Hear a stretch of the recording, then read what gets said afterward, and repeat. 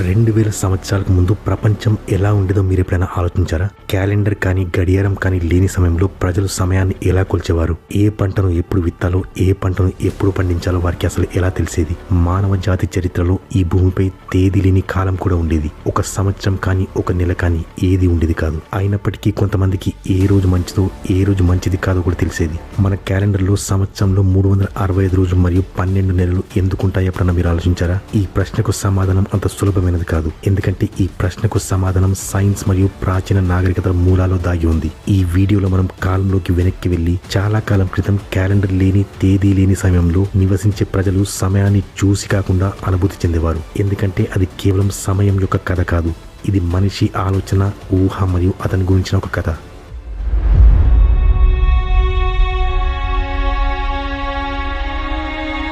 Global charts Telugu ప్రేక్షకులకి స్వాగతం. ఒక ప్రశ్నకి చరిత్రకారుల నుండి శాస్త్రవేత్తల వరకు ఎవరి దగ్గర కూడా సరైన సమాధానం లేదు. మనిషి గడియారం అసలు ఎప్పుడు తయారు చేశాడు అనేది ప్రశ్న కాదు. ప్రశ్న ఏంటంటే గడియారం లేనప్పుడు కాలం ఎలా నడిచేదని. ఒక్కసారి ఊహించుకోండి, మీరు కళ్ళు తెరిచి చూసేటప్పుడు మీరు తేదీ లేని, వారం లేని, సంవత్సరం లేని, గడియారం లేని, క్యాలెండర్ లేని ప్రపంచంలో ఉన్నట్లయితే మీరున్న రోజు ఏదో తెలియకుండా, మీరున్న సంవత్సరం కూడా ఏదో తెలియకుండా ఉంటే ఆ ప్రపంచం ఎలా అనిపిస్తుంది?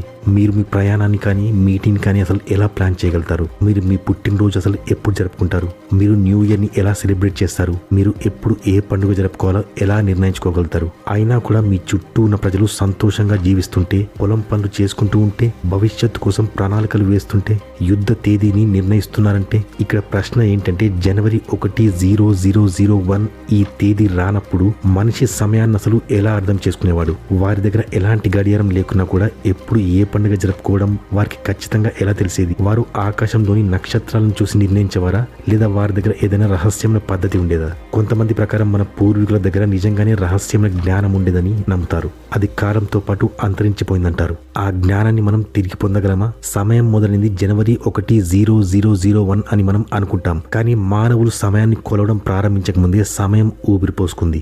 మానవులు ఆకాశం వైపు చూస్తున్నప్పుడు వారు ఆకాశంలో కొన్ని మార్పులను అనుభవించేవారు. రాత్రి వేళలో చంద్రుడు చిన్నగా మరియు పెద్దగా కనబడడం, పగటిపూట సూర్యుడు ఒక దిశ నుండి ఉదయించి మరొక దిశలో అస్తమించడం, రాత్రి నక్షత్రాల స్థితిలో కూడా మార్పు వంటివి. ఆకాశంలో జరిగే ఈ మార్పులు మరేవో కావు, అదే సమయం కదలడం అంటే. అవన్నీ గమనించాక అప్పటి మనుషులు కాలాన్ని గుర్తించడం మరియు తెలుసుకోవడానికి ప్రయత్నించారు. కానీ ఆ కాలాన్ని ఎలా కనిపెట్టాలి, ఎలా అనుభవించాలి, లేదా దాన్ని స్థిరీకరించడానికి మరియు దాని ప్రకారం నడవడానికి ఒక మార్గం అవసరమైంది. ఇక్కడి నుండి మనిషి యొక్క సమయం గురించిన ప్రయత్నం మొదలైంది. దాన్ని మనం ఈ రోజు గడియారం అని పిలుస్తాము. అదేదో లోహంతో తయారైన గడియారం కాదు, అది కేవలం ఒక రాయితో తయారైన గడియారం. మీకు అనిపించవచ్చు కేవలం ఒక రాయితో సమయాన్ని అసలు ఎలా కొలవగలరు అని.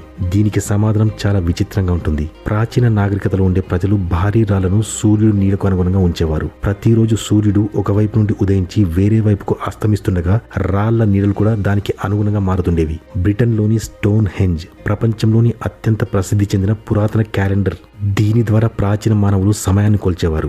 బ్రిటన్లోని ఒక మైదానంలో గుండ్రని ఆకారంలో బండరాళ్లను పేర్చబడ్డాయి. ప్రతి సంవత్సరం జూన్ 21న సూర్యుడు ఆ రాళ్ల మధ్యలో ఉదయిస్తాడు, డిసెంబర్ 21న అస్తమిస్తాడు. వాతావరణాన్ని మరియు సమయాన్ని కొల్చే వారి మార్గం ఇదే. ఎలాంటి గడియారం లేదా ఎలాంటి క్యాలెండర్ లేని సమయంలో కేవలం సూర్యుడు మరియు రాళ్లు మాత్రమే వారికి ఖచ్చితమైన సమయాన్ని అందించేవి. 2022లో జరిగిన ఒక అధ్యయనం ప్రకారం స్టోన్ హెంజ్ లోని పెద్ద పెద్ద రాళ్లు బహుశా సంవత్సరంలో 365 రోజులను చూపిస్తాయి, మన ప్రస్తుత క్యాలెండర్ లాగా. ఇందులో ప్రతి రాయి ఒక వారాన్ని చూపిస్తుంది. బహుశా ఈ రాళ్లే అప్పటి వారిని సమయానికి నడిపించేవి. మీరెప్పుడైనా స్టోన్ హెంజ్ చిత్రాలను చూసినప్పుడు వాటిని కేవలం రాళ్లుగా భావించకుండా అవి పురాతన శాస్త్రీయ అద్భుతమని, రాళ్లలో సమయాన్ని బంధించిన అద్భుతమైన క్యాలెండర్ అని గమనించండి. మన భారతదేశంలో కూడా వేల సంవత్సరాల క్రితం సూర్యునికి అనుగుణంగా సమయాన్ని కొల్చే పద్ధతులు ఉండేవి. భారతదేశంలోని దేవాలయాలు కేవలం ప్రార్థనా స్థలాలు మాత్రమే కాకుండా అవి సమయాన్ని కొల్చే కేంద్రాలుగా ఉండేవి. కొనార్క్లోని సూర్య దేవాలయం, అది కాలాన్ని మరియు సంవత్సరాన్ని రెండింటినీ లెక్కించగల పురాతన కాలయంత్రం.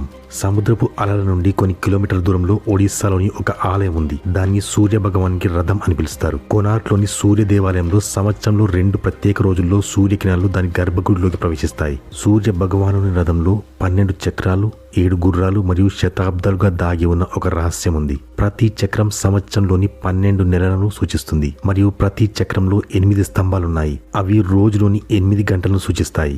నేడు మనం సమయాన్ని గంటల్లో కొల్చినట్లు ప్రాచీన భారతదేశంలో మన పూర్వీకులు కూడా సమయాన్ని గంటల్లో కొల్చేవారు. సూర్యుని నీడ ఈ చక్రంపై పడినప్పుడు దానిలో ఖచ్చితమైన సమయాన్ని కొలగలుగుతాం. ప్రపంచానికి గడియారం ఎలా తయారు చేయాలో కూడా తెలియని సమయంలో మన పూర్వీకులు రాళ్లతో సమయాన్ని కొలిచేవారు. ఇది ఒక కళ కాదు, ఇది ఒక సైన్స్. 5,000 సంవత్సరాల క్రితం ఉండే ప్రజలు సూర్యుని నీడ ఒక రాయిని తాకిందంటే అది తదుపరి కాలం ప్రారంభమైంది అని సూచించేది. అలాంటి జ్ఞానాన్ని నేర్చుకునేవారు.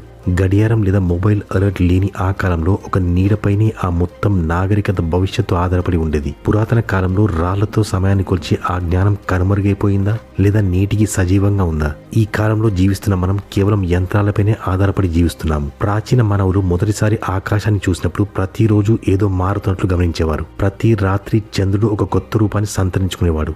ఒక సన్నని చంద్రవంక నుండి మొత్తం గుండ్రని ఆకారం వరకు మార్పు చెంది ఆ తర్వాత మెల్లిగా కనుమరుగిపోయేవాడు. ఈ మార్పు కేవలం చూడ్డానికి అందమైనదిగా కాకుండా అది కాలానికి మొదటి సంకేతం లాంటిది. 1000 సంవత్సరాల క్రితం గడియారాలు కానీ తేదీలు కానీ లేనప్పుడు మానవులు చంద్రుడిని సమయాన్ని కొలిచే పరికరంగా పరిగణించేవారు. చంద్రుని యొక్క 29.5 రోజులు పూర్తి చక్రం, పౌర్ణమి నుండి అమావాస్య వరకు మరియు అమావాస్య నుండి పౌర్ణమి వరకు. ఇదే ప్రపంచంలోని మొట్టమొదటి క్యాలెండర్ గా మారింది. దీని లూనార్ క్యాలెండర్ అని పిలిచేవారు.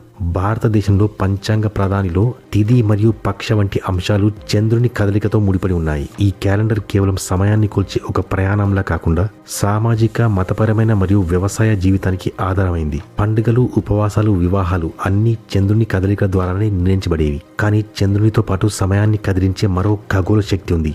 అదే సూర్యుడు. సూర్యుని ఒక్క చక్రం దాదాపు 365 రోజులుగా ఉంటుంది. అది స్థిరంగా మరియు ఖచ్చితంగా ఉండేది. ఆ కారణంగానే ఈజిప్ట్ మరియు రోమన్ నాగరికతలు సౌర క్యాలెండర్ను ఉపయోగించేవారు. అయితే ప్రశ్న ఏంటంటే, ఒకవైపు చంద్రుడు 29.5 రోజుల చక్రాన్ని పూర్తి చేసేవాడు, మరోవైపు సూర్యుడు వివిధ ఋతువులు మారుతూ ఒక చక్రాన్ని పూర్తి చేయడానికి దాదాపు 365 రోజులు పడుతుంది. కాబట్టి ఈ రెండింట్లో ఏ క్యాలెండర్ ఖచ్చితమైన సమయాన్ని చూపించేది?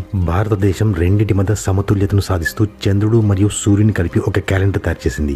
దీన్నే లూనీ సోలార్ క్యాలెండర్ అనేవారు. ఈ క్యాలెండర్ లో ప్రతి 32.5 నెలలకు ఒక చంద్రమాసాన్ని జోడించేవారు. అంటే ఒక నెలను అదనంగా జోడించేవారు. ఎందుకంటే చంద్రుని సంవత్సరానికి మరియు సూర్యుని సంవత్సరానికి అనుగుణంగా ఉండే విధంగా. దీన్ని అర్థం చేసుకోవాలంటే ప్రాచీన పండితులు ఖగోళ లెక్కలు ఉపయోగించేవారు. నేటి కాలంలో ప్రపంచ వాణిజ్యం మరియు సాంకేతికత సూర్యుని ఆధారిత క్యాలెండర్ పైనే ఆధారపడింది. కానీ మన దేశ సంస్కృతి ఇప్పటికీ చంద్రుని వైపు మొగ్గు చూపుతుంది. అందుకే హోలీ, దీపావళి అన్ని పండుగలు ఇప్పటికీ చంద్రుని తిథి వల్ల నిర్ణయించబడతాయి. పాశ్చాత్య నాగరికతలో సంవత్సరాలు, నెలలు మరియు తేదీలను సమయాలుగా అనువదిస్తున్నప్పుడు భారతీయ ఋషులు మాత్రం సమయాన్ని యుగాలలో కొలిచేవారు. సమయం కేవలం ఒక రేఖ కాదని, ఒక వృత్తం అని వారికి అర్థమైంది. ఈ వృత్తాన్ని అర్థం చేసుకోవడానికి వారు వేదాంగ జ్యోతిష్యాన్ని సృష్టించారు. ఇది కేవలం జ్యోతిష్య గ్రంథం మాత్రమే కాదు, ఇది కాలానికి ఒక శాస్త్రీయ వివరణ లాంటిది. దీంట్లో భూమి వేగం, సూర్యుని స్థితి, చంద్రుని స్థితి, గ్రహాల కదలికలు ప్రతిదీ కలిపి సంక్షిప్తమైన కానీ ఖచ్చితమైన క్యాలెండర్ను తయారు చేశారు. తర్వాత ఆధునిక శాస్త్రం కూడా వాటిని ధృవీకరించింది. ప్రాచీన భారతదేశంలో ఋషులు సమయాన్ని కేవలం ఒక క్షణంగా పరిగణించలేదు. వారు దాన్ని ఒక శక్తి ప్రవాహంగా భావించేవారు. మనం గడియారాన్ని చూసినప్పుడు మనకు ఒక సంఖ్య కనిపిస్తుంది, కానీ వారు ఆకాశం వైపు చూసినప్పుడు వారికి ఒక చక్రం కనిపించేది. అందులో జీవితం, మరణం మరియు పునర్జన్మ లాంటివి సూచించేవి. ఈ కాలంలో ప్రతి సంవత్సరం యొక్క ప్రారంభాన్ని ఎంతో సంతోషంగా టపాసులు కాలుస్తూ జరుపుకుంటారు.